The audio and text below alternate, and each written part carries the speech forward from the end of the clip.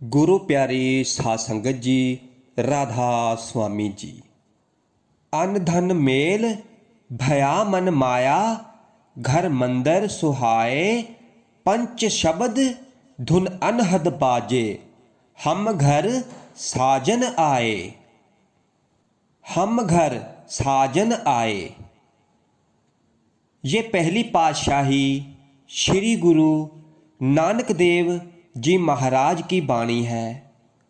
आप फरमा रहे हैं कि शब्द की सहज ही धुन हमारे इस शरीर के अंदर प्रकट होती है। जब हमारा परमात्मा से मिलाप होता है और जब हमारा मन वश में आ जाता है, तो कहते हैं कि ऐसा काया रूपी घर जो मंदिर है, जो हमारा शरीर है, तब सुहा पाता है। पंच शब्द धुन अनहद बाजे। इस काया रूपी यानी हमारे शरीर, इस मन के अंदर 5 तरह के शब्द धुनें अनहद बाजे के रूप में बजती रहती हैं। लेकिन होता कब है? हम घर साजन आए। जब हम उस परमात्मा के घर यानी उस साजन यहाँ पर उस परमात्मा को कहा गया है कि जब हम उसके घर वापस आते हैं या लौटकर इस निज घर में आते हैं, जो नर नारायणी देह है, ये जो काया रूपी मंदिर है, तब हमें सुनाई पड़ती है। देखो, इस सिमरन भजन के विषय में हमें संतों महात्माओं ने बहुत कुछ समझाया है और ग्रंथ शास्त्र भी भरे हुए हैं। लेकिन भजन के विषय में बहुत कम संत महात्माओं ने समझाया है, क्योंकि भजन के विषय में उन्हीं लोगों ने समझाया है जिन्होंने पूर्ण रूप से उस निरंकार की भक्ति की है। और भजन में थोड़ी सी ही चूक होते ही हमारा भजन नहीं बन पाता, क्योंकि हम कोई ना कोई ऐसी छोटी सी गलती कर ही देते हैं जिससे हमारा भजन नहीं बनता है। सिमरन तो बन जाता है और सिमरन हम करते भी हैं, क्योंकि ये हमारी कुदरती आदत है, कुदरती कशिश है हमारे अंदर सिमरन करने की। लेकिन भजन हमारा नहीं बनता। अब भजन क्यों नहीं बनता और कौन सी ऐसी छोटी सी चीज है, जहाँ ऐसी कौन सी छोटी सी गलती है जिसे हम छोड़ दें तो फिर हमारा भजन बनने लग जाए। और उससे पहले ये भी समझना जरूरी है कि भजन कहते किसे हैं। आम तौर पर जो लोग नए हैं और जो सुन रहे हैं, वो कहते होंगे कि भजन कीर्तन वो है जो सत्संगों में या जहाँ पर धर्म शास्त्र की कथाएं होती हैं, वहाँ पर पंडाल में या सत्संग घर में आपने देखा होगा, जहाँ मजीरे वगैरह और कई तरह के वाद बजते हैं और लोग भजन करते हैं। तो भाई, ये भजन बाहरी भजन है। यहाँ पर जो पूर्ण संत सतगुरु हैं, उन्होंने अंतर में जो एक शब्द धुन जो बज रही है, उसे सुनने को कहा है। भजन वो कहते हैं कि जब ये शब्द धुन हमें सुनने को जब मिलने लगती है, तो फिर समझो कि हम अपने निज घर वापस आए। जैसे गुरु नानक साहब जी फरमाते हैं, पंच शब्द धुन अनहद बाजे। जब हम अपना मन वश में कर लेते हैं, जहाँ हम वापस लौटकर परमात्मा के घर आ गए, तो फिर हमें 5 तरह की शब्द धुन सुनाई देती है। लेकिन हम छोटी सी गलती कोई ना कोई कर रहे हैं, जिसके कारण हमारा सिमरन तो बन जाता है, लेकिन हमारा भजन नहीं बनता। और अब सबसे पहली गलती क्या है, ये समझने की कोशिश करो।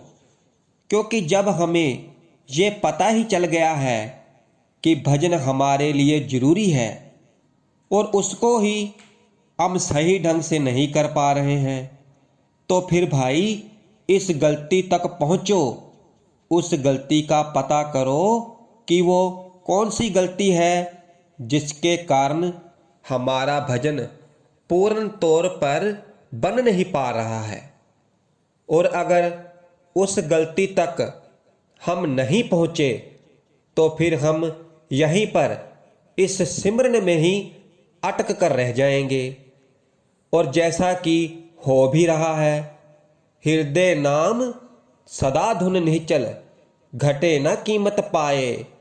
हृदय नाम सदा धुन निश्चल, घटे न कीमत पाए। बिन नामे सब कोई निर्धन, सतगुर बूझ बुझाई। तो भाई यहाँ पर भी पहली पातशाही श्री गुरु नानक देव जी फरमाते हैं कि अगर हमारे इस हृदय के अंदर जो निश्चल धुन है और जो ऑटोमेटिक प्रकट हो रही है, बज रही है, अगर हमें ये समझ ही नहीं आती, नाम की धुन हमारे अंदर दिन रात 24 घंटे बज रही है, वो निश्चल है, और अब इस धुन के होते हुए भी हम आत्मिक संपत्ति जो है, जो आध्यात्मिक संपत्ति जो है, जो शब्द धुन है, हम उसे सुनने से वंचित हैं। तो भाई क्या हुआ? क्या ये संपत्ति हमारे कुछ काम आई? हमारे कुछ काम नहीं आई। बिन नावे सब कोई निर्धन। तो भाई जब हमें वो मिली ही नहीं, शब्द धुन हमने सुनी ही नहीं, तो फिर भाई हम भी और लोगों की तरह ही हुए। जैसे सब लोग कंगाल हैं, हम भी कंगाल ही हुए। हम निर्धन हैं। निर्धन वो होता है जिसके पास धन नहीं होता, जो कंगाल होता है। तो भाई हम भी निर्धन हैं, कंगाल हैं। सतगुर बूझ बुझाई। सतगुरु जी कहते हैं कि भाई यहाँ पर वही व्यक्ति धनी है, वही व्यक्ति माला माल है, वही व्यक्ति मालदार है जो भजन के अंदर शब्द धुन सुनता है। गुरु नानक देव जी फरमा रहे हैं कि शब्द धुन सुनने वाला ही व्यक्ति यहाँ पर माला माल है, धनी है, और बाकी सभी गरीब हैं, कंगाल हैं, निर्धन हैं। अब देखो, हमारी छोटी सी गलती ये है कि जब हम नाम का सिमरन करते हैं तो हम पहले भजन को वक्त नहीं देते।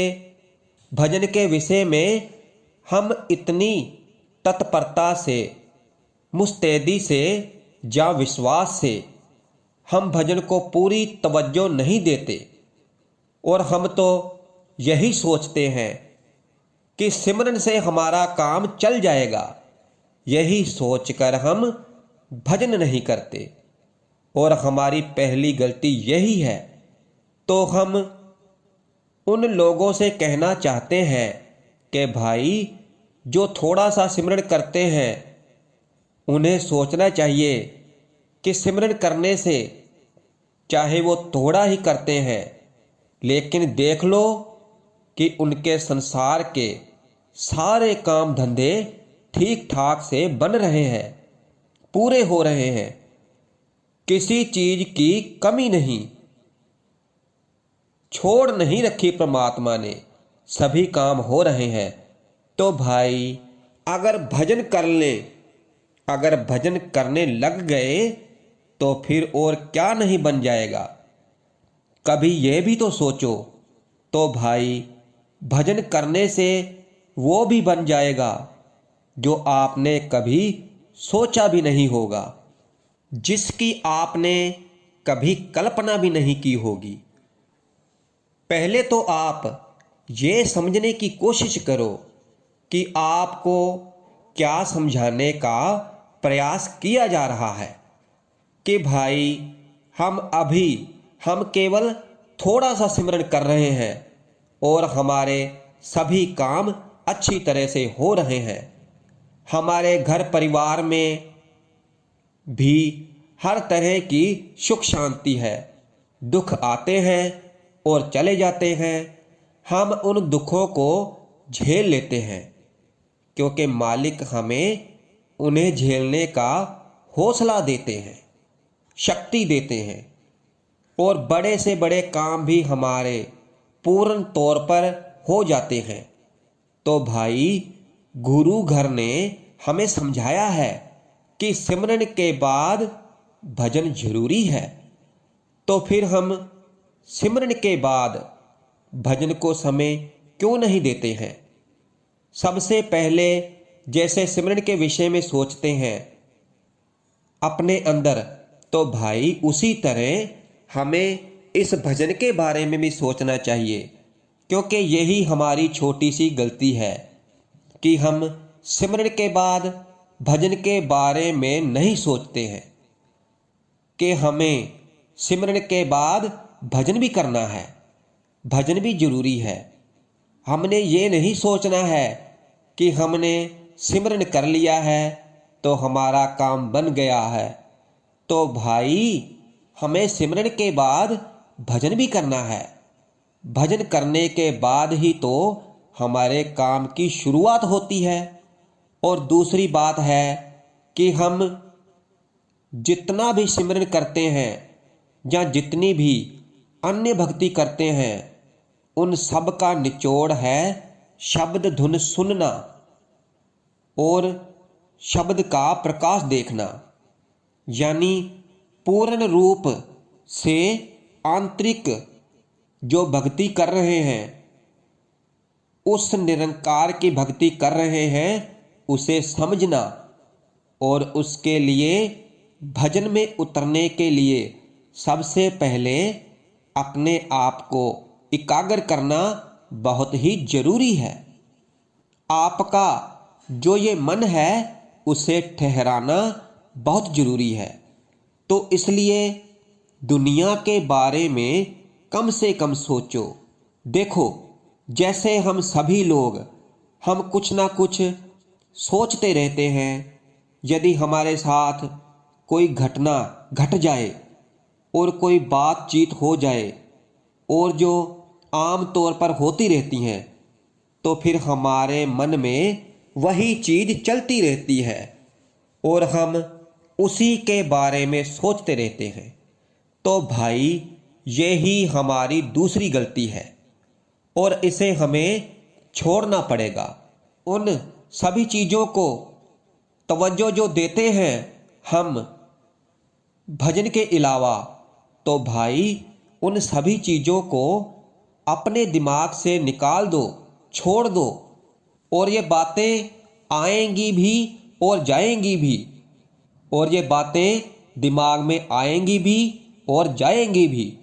तो भाई इन्हें जाने दो, इनका पीछा मत करो, इनको जाने दो, उनके बारे में कुछ मत सोचो। क्योंकि जितना आप इनके बारे में सोचोगे वो फिर आएंगी। क्योंकि भजन एक ऐसी प्रक्रिया है जिसमें अपने आप को खाली करके बैठना पड़ता है सभी ख्यालों से। और यदि अंतर में ये सब धुंध मचा रहा जो हम बाहरी तौर पर सोचते हैं, तो फिर भाई कैसे होगा। तो भाई फिर नहीं हो पाएगा।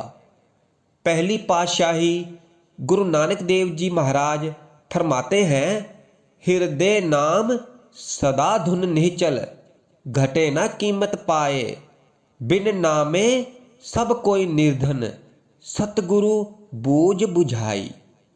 और आप जी एक जगह और फरमाते हैं, सिद्ध समाध करे नित पगरा, दुलोचन क्या हिरे, अंतर जोत शब्द धुन जागे, सतगुरु झगरे निबेरे।